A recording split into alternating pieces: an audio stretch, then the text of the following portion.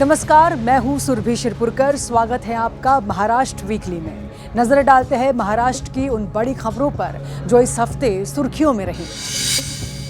महाराष्ट्र की देवेंद्र फडणवीस सरकार विकास, आस्था और आधुनिकता को साथ लेकर चल रही है।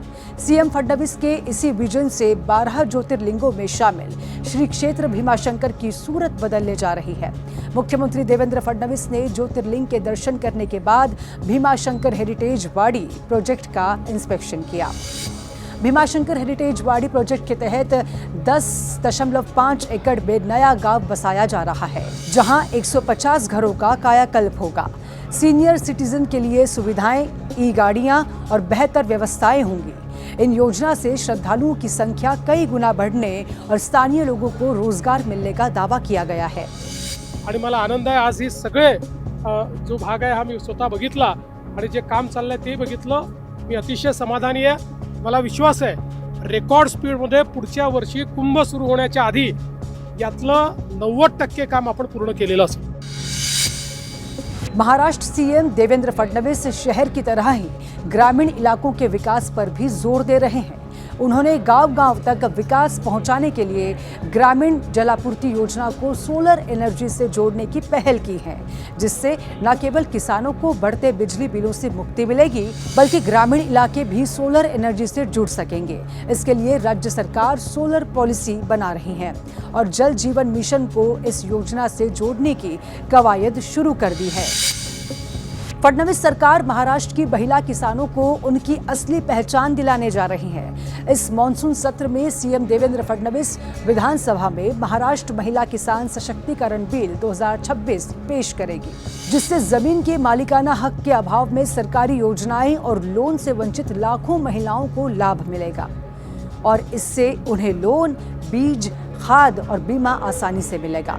इतना ही नहीं, फडणवीस सरकार इसके बाद पशुपालन, मछली पालन और मुर्गी पालन करने वाली महिलाओं को भी किसान का दर्जा देगी और महिला किसान फंड के जरिए आर्थिक मजबूती का नया रास्ता खुलेगा। पुणे की गार्जियन मिनिस्टर और महाराष्ट्र की डिप्टी सीएम सुनेत्रा अजित पवार ने आषाढ़ी पालकी सेरेमनी 2026 को सुरक्षित और आसान बनाने के लिए समीक्षा बैठक की। इस दौरान उन्होंने सभी विभागों को मिलकर समन्वय के साथ काम करने के निर्देश दिए। डिप्टी सीएम सुनेत्रा पवार ने मीटिंग में आषाढ़ी पालकी में शामिल होने वाले हजारों श्रद्धालुओं के लिए रुकने की व्यवस्था के साथ ही पेयजल, शौचालय और स्वास्थ्य सेवाओं को बेहतर बनाने पर जोर दिया। महाराष्ट्र में अब हर व्यक्ति का घर बनाने का सपना साकार होगा।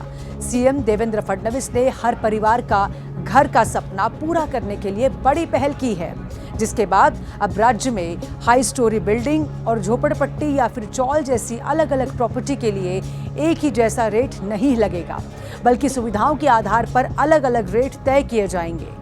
मुख्यमंत्री फडणवीस के निर्देश पर पूरे राज्य में 3 चरणों में सर्वे होगा और मुंबई में माइक्रो जोनिंग का काम शुरू हो चुका है। महाराष्ट्र के डिप्टी सीएम एकनाथ शिंदे ने मॉनसून के दौरान मुंबई को सुरक्षित रखने के लिए खुद कमान संभाल ली। इसके लिए मुंबई के सभी नालों की सफाई, लैंडस्लाइड वाले इलाकों में सुरक्षा, होर्डिंग्स का ऑडिट और इमरजेंसी सिस्टम को मजबूत करने के निर्देश दिए गए। साथ ही उप मुख्यमंत्री एकनाथ शिंदे ने एनडीआरएफ मॉडल पर disaster team, smart pump system और बेहतर समन्वय से मुंबई को सुरक्षित रखने के निर्देश दिए। महाराष्ट्र को हरा भरा बनाने के लिए सीएम देवेंद्र फडणवीस विकास के साथ पर्यावरण संरक्षण पर भी जोर दे रहे हैं, जिसके तहत सीएम फडणवीस के नेतृत्व में हरियाली बढ़ाने के लिए राज्य में 1 लाख पेड़ लगाने का लक्ष्य तय किया गया। इस अभियान के तहत 1 जुलाई से 7 जुलाई के बीच अलग अलग इलाकों में वृक्षारोपण किए जाएंगे।